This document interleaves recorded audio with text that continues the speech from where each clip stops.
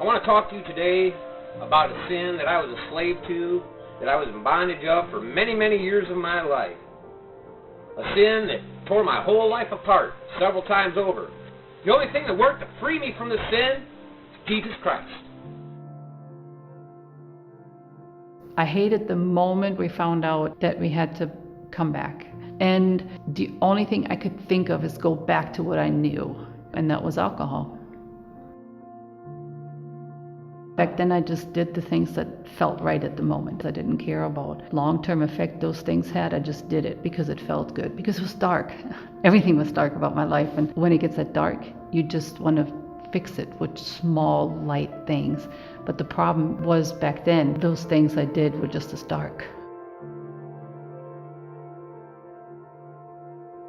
I remember hanging out with friends and knowing very vividly that things were wrong. I remember people having said to me, once you find yourself, at the very lowest point in my life, I found myself. I didn't realize how ugly, how self-destructive, how bland that was. I remember sitting in a room by myself with some candles burning, some alcohol around me, and I just was done. I didn't want to be there anymore. I had done things that were irreparable, and I just had been to the end of myself. So I thought, well, if I think I'm bad, then what else is there? I took a gun and I loaded it, sat there with my alcohol, and I was going to be done. I just remember looking at the phone, and I just said, if somebody doesn't get here, I guess it'll be over with.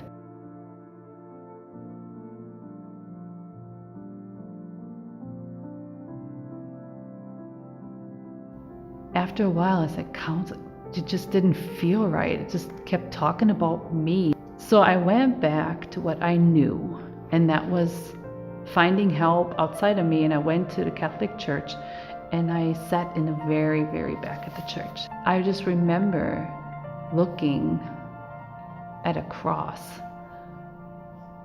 and I didn't get it. I just sat there and I kept asking, if you're there, will you let me know? Give me an answer outside of me. This is not, I don't have anything. In me, there's nothing except for dark. So I was really on the hunt for the truth.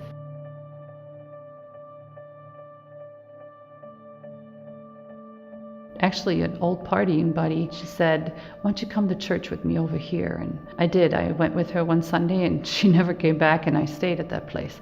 And it was a place where people loved masses.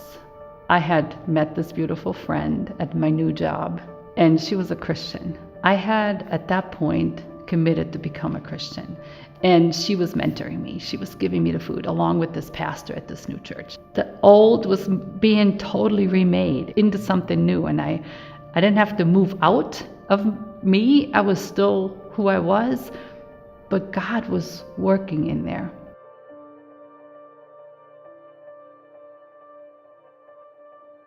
I believe that faith doesn't just sit, because if it's the truth, why not share that?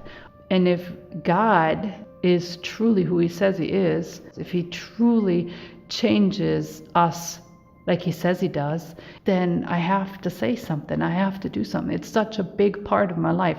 That's not something I just decided. That's something that was decided for me a long, long, long time ago. And I think when somebody can see that, then it becomes a purpose. And then when we have a purpose, we have life.